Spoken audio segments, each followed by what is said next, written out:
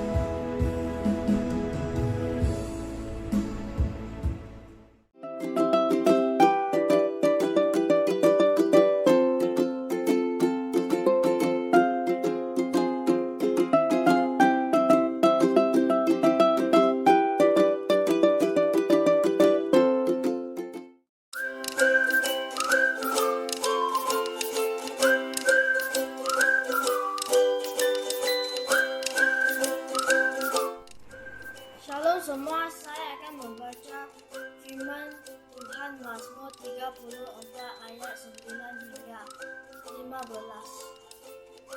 Rasakanlah sendiri betapa baiknya Tuhan. Berbahagialah orang yang berlindung kepadanya. Hormatilah Tuhan, hai semua umat-Nya. Kerana orang yang mentaatinya tidak akan berkekurangan, singa juga lapar kerana kekurangan makanan. Tetapi orang yang mentaati Tuhan tidak kekurangan apa-apa yang lain. Marilah, hai anak-anak semua, dan dengarlah nasihatku. Aku akan mengajar kamu menghormati Tuhan. Mahukah kamu menikmati hidup? Mahukah kamu berumur panjang dan berbahagia? Jangan keluarkan kata-kata jahat dan jangan suka berdusta.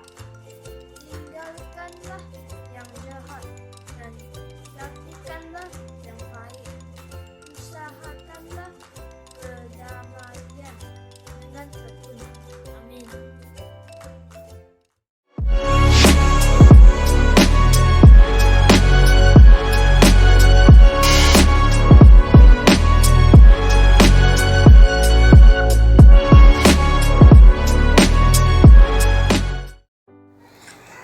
Shalom, kita bertemu lagi. Salam beribadah hari ini. Bersyukurlah kepada Tuhan sebab Ia baik, bahwasanya untuk selama-lamanya kasih setianya. Amin. Kasih karunia Tuhan Yesus Kristus dan kasih Allah serta persekutuan Roh Kudus menyertai kalian. Bertemu kembali dalam siri kedatangan Yesus. Siri ini sangat mustahak. Satu hal yang mustahak untuk semua umat Kristen bersiap sedia dengan pengenalan dan pengertian perihal keadaan semasa yang sedang berlaku di semua tempat di atas bumi. Perkara ini sangat kritikal karena kedatangan Yesus akan berlaku dengan tiba-tiba. Kekelaman ada di mana-mana, tiada tempat yang selamat, dan manusia tidak akan dapat peluang pada waktu itu untuk melepaskan diri. Karena hari-hari itu adalah hari-hari yang mengerikan dan menakutkan seperti yang tertulis di dalam Alkitab.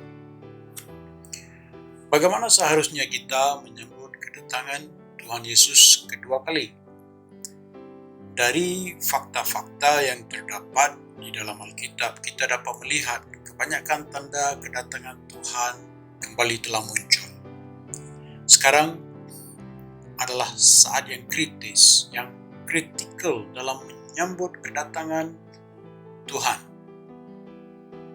Apa yang harus kita lakukan sebelum kita dapat menyambut kedatangan Tuhan kembali? Tuhan Yesus memberi kita jawaban untuk pertanyaan ini sejak lama. Yesus berjanji kepada pengikut-pengikutnya bahwa Ia akan datang kembali. Itu adalah janji Allah, Yohanes pasal 14 ayat 1 hingga 3. Janganlah gelisah hatimu, percayalah kepada Allah, percayalah juga kepadaku. Di rumah Bapa-Ku banyak tempat tinggal. Jika tidak demikian, tentu aku mengatakannya kepadamu. Sebab aku pergi ke situ untuk menyediakan tempat bagimu, dan apabila aku telah pergi ke situ dan telah menyediakan tempat bagimu, aku akan datang kembali dan membawa kamu ke tempatku, supaya di tempat di mana aku berada, kamu pun berada. Ini adalah salah satu dari firman Tuhan yang menjanjikan kedatangannya, yaitu kedatangannya adalah untuk membawa mereka yang percaya kepadanya dan yang beriman dan yang berharap akan hidup baru, yaitu hidup kekal di dalam hadirat Allah. Ini adalah satu janji yang memberi keyakinan kepada umat Kristen bahwa mereka harus berpegang pada iman mereka sehingga ke hujung hayat. Tiada siapa dalam dunia ini yang boleh mengatakan satu perkataan yang sebegini rupa. Kehidupan ini hanya ada di dalam Kristus Yesus, yaitu hidup kekal. Ya, saudara-saudara, pada waktu Yesus sudah bangkit dari mautnya, ia berada di atas bumi selama 40 hari. Dan pada hari ia diangkat, semua rasul-rasul itu sedang melihat untuk kali yang terakhir. Ya, dan malaikat juga berjanji bahwa Yesus akan datang kembali, karena pada waktu itu dua malaikat berdiri di situ dan mengatakan di dalam Kisah Rasul pasal 1 ayat 10 dan 11, ketika mereka sedang menatap ke langit waktu ia naik, tiba-tiba berdirilah dua orang yang berpakaian putih dekat mereka dan berkata kepada mereka, "Hai orang-orang Galilea, mengapakah kamu berdiri melihat ke langit? Yesus ini yang terangkat ke surga meninggalkan kamu akan datang kembali dengan cara yang sama seperti kamu melihat dia naik ke surga." Ya, saudara-saudara, kita lihat di dalam Matius pasal 8 ayat 28 dan 29. Setibanya di seberang, yaitu di daerah orang Gadara, datanglah dari perkuburan dua orang yang kerasukan setan menemui Yesus. Mereka sangat berbahaya sehingga tidak seorang pun yang berani melalui jalan itu. Dan mereka itu pun berteriak katanya, "Apa urusanmu dengan kami, hai anak Allah? Adakah engkau kemari untuk menyiksa kami sebelum waktunya?" Ya, saudara-saudara, iblis dan setan-setan juga tidak terkecuali karena mereka mengenal pasti Yesus dan juga mengetahui tentang kedatangannya yang kali kedua. Ini sangat mustahil. Ini adalah perkara yang sangat mustahil karena iblis dan setan pun tahu tentang kedatangan Yesus kali kedua. Dan itu adalah waktu penghakiman. Sebab itu pada waktu Yesus berjalan di atas bumi, iblis dan setan-setan sangat gerun akan kedatangannya pada waktu itu.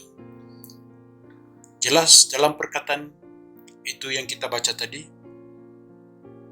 usaha yang dilakukan iblis dan setan-setan untuk melumpuhkan semua pekerjaan kekristenan, penginjilan, misionari, ya, yang giat menjalankan tugas-tugas mereka di merata tempat. Tetapi ia berusaha untuk menghalang. Karena di dalam kitab Wahyu pasal 12 ayat 12 berbunyi begini, "Karena itu bersukacitalah, hai surga, dan hai kamu sekalian yang diam di dalamnya. Celakalah kamu, hai bumi dan laut, karena iblis telah turun kepadamu dalam geramnya yang dahsyat karena ia tahu waktunya sudah singkat." Ya, saudara-saudara, kita boleh lihat gambaran ini sedang berlaku di atas bumi. Huru-hara, kekacauan, peperangan, ketidakstabilan politik di banyak negara pada masa sekarang ini. Ini adalah gambaran bahwa iblis sedang meningkatkan kekecewaan di merata tempat ke atas semua orang. Tiada siapapun yang terkecuali, melainkan orang-orang yang mengenal Yesus, orang-orang yang di bawah perlindungannya akan mendapat kelepasan. Ya, jadi orang-orang yang dikenali atas nama Tuhan Yesus tidak akan diusik atau ditelan iblis, karena iblis boleh kenal orang yang ditebus oleh darah Yesus yang kudus. Orang percaya tidak boleh disentuhnya, melainkan mereka yang sedang hidup dalam dosa mereka. Sebab itu, berjalan bersama Kristus atau lebih tepat lagi, menjalankan iman dalam Kristus akan memastikan perlindungan dari Tuhan. Ya saudara-saudara, apabila kita dekat dengan gembala kita, semua serigala itu akan menjauhkan diri mereka daripada kita semua. Sebab kita ada gembala, yaitu Tuhan Yesus. Apakah ada orang yang mengetahui waktu yang tepat akan kedatangan Yesus? Matius pasal 24 ayat 36. Tetapi tentang hari dan saat itu, tidak seorang pun yang tahu. Malaikat-malaikat di surga tidak, dan anak pun tidak. Hanya Bapa sendiri. Begini ceritanya. Kalau seorang tuan rumah mengetahui waktu bila pencuri akan masuk atau akan datang untuk merampok rumahnya, dia akan berjaga-jaga. Tetapi pada hakikatnya manusia tidak berjaga-jaga, dan inilah waktu yang mengundang perampok itu. Inilah kemuncak dalam adegan berjaga-jaga ini. Bagi mereka yang sudah siap sedia, perkara ini tidak menyebabkan keresahan karena orang-orang seperti ini mengalu-alukan kedatangan Tuhan. Mereka menantikan Yesus kembali secepat mungkin. Seperti yang kita maklum, keadaan semasa sekarang tidak memberi apa-apa jaminan untuk kehidupan, walaupun nampaknya masih ada sedikit harapan. Dari harapan yang sedikit, inilah manusia sekarang menjalankan hidup mereka. Lihat banjir yang melanda di seluruh Malaysia. Kita pikir air bah tidak mungkin menenggelamkan bandar-bandar dan kampung-kampung kita. Kematian dan kerosakan harta benda, dan sehingga hari ini masih tidak dapat kepastian berapa ramai yang telah mati dan dihanyutkan. Kita lihat bagaimana manusia menolong satu sama lain untuk menyelamatkan diri mereka. Tiada kepastian langsung dalam apapun. Tapi di dalam Yesus kita ada harapan. Dan pengharapan kita menjanjikan kita akan diselamatkan. Kita akan dibawa ke tempat yang selamat. Ini adalah, saudara-saudara, ini adalah tanda-tanda sebelum kedatangan Tuhan kali kedua. Bencana alam, malapetaka, peperangan, semua ini. Sebab itu, bertobatlah saudara-saudara, teman-teman, dan semua yang belum kenal Kristus. Usahakanlah untuk mencari Tuhan Yesus sekarang. Perkara yang kedua, apakah yang akan kita lihat dan dengar ketika Ia datang? 1 Tesalonika pasal 4 ayat 16 dan 17. Sebab pada waktu tanda diberi, yaitu pada waktu penghulu malaikat berseru dan sangkakala Allah berbunyi, maka Tuhan sendiri akan turun dari surga, dan mereka yang mati dalam Kristus akan lebih dahulu bangkit. Sesudah itu, kita yang hidup, yang masih tinggal, akan diangkat bersama-sama dengan mereka dalam awan menyongsong Tuhan di angkasa. Demikianlah kita akan selama-lamanya bersama-sama dengan Tuhan. Ya saudara-saudara yang kukasihi, tidak ada di dalam mana-mana mazhab yang mengutamakan kedatangan, keselamatan, dan gambaran yang sungguh menggairahkan setiap orang percaya yang menunggu hari itu. Mereka yang menafikan dan mereka yang menyangkal Yesus juga akan melihat Dia datang dalam kemuliaan Allah Bapa. Haleluya. Sungguh teruja kan? Pada waktu itulah mereka yang tidak ada Tuhan Yesus akan ditinggalkan. Orang-orang Kristen yang bermain-main sehingga saat itu juga akan ditinggalkan di bumi. Dunia akan dikuasai kegelapan dan antikristus akan melakukan kekejaman untuk ia berkuasa kali terakhir.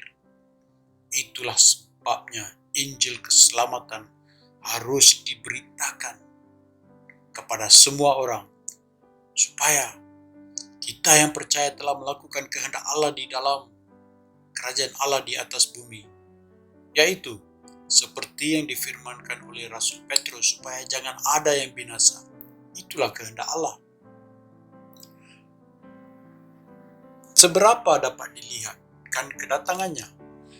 Matius pasal 24 ayat 27, firman Tuhan berbunyi begini, sebab sama seperti kilat memancar dari sebelah timur dan melontarkan cahayanya sampai ke barat, demikian pula lah kelak kedatangan Anak Manusia. Ya saudara-saudara, semua orang akan dapat lihat kedatangannya. Yang ketiga, mengapa kedatangan Yesus yang kedua kali mengambil waktu begitu lama?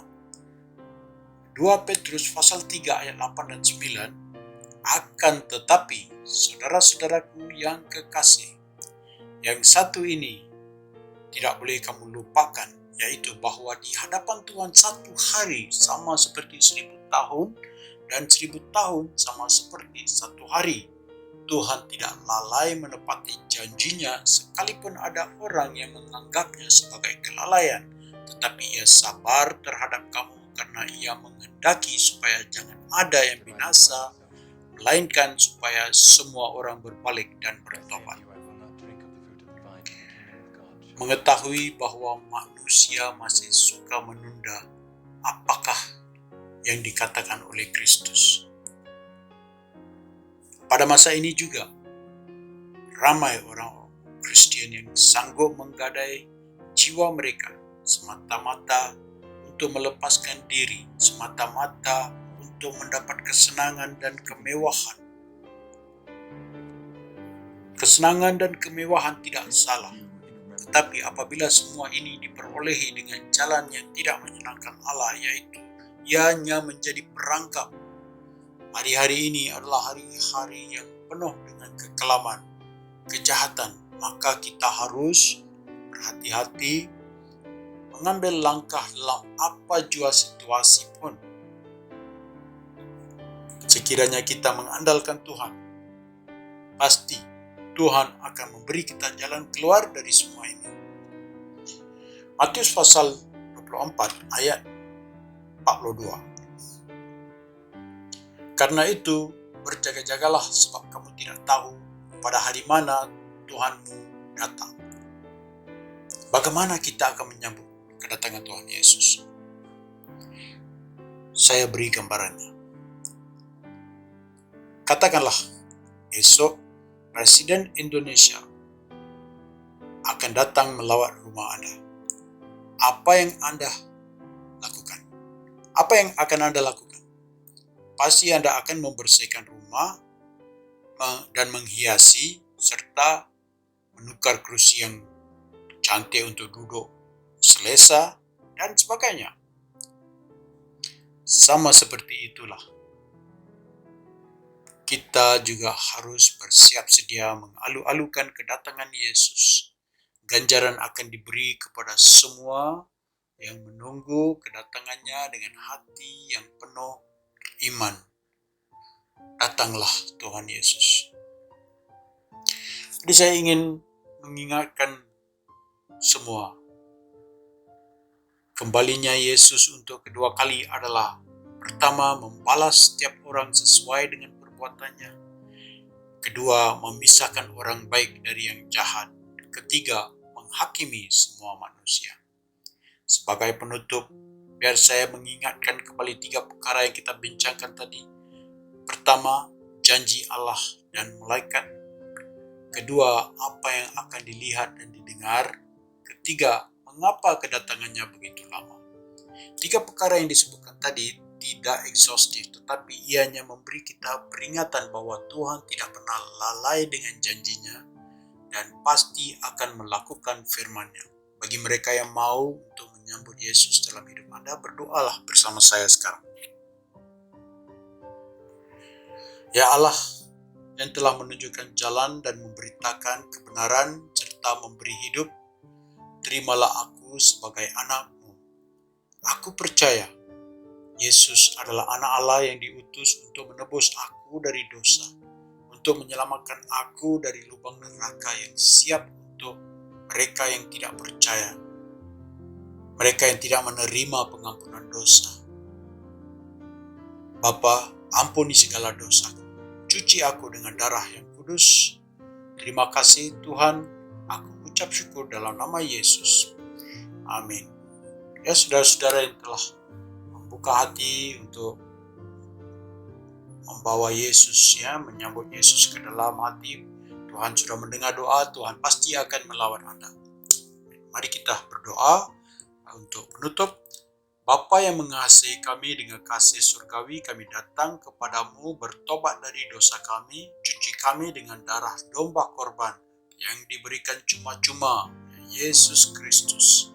Ya Bapa, Engkau telah menunjukkan kasih-Mu kepada kami, oleh karena Kristus telah mati untuk kami ketika kami masih berdosa. Kami merendahkan diri dan mau diam dalam pangkuan-Mu. Kami siap masuk ke dalam hadirat-Mu. Terima kasih Bapa atas kasih karunia-Mu yang menopang kami sehingga saat ini. Semua ini kami ucap syukur dan berdoa dalam nama Yesus. Kiranya Tuhan memberkati Anda semua.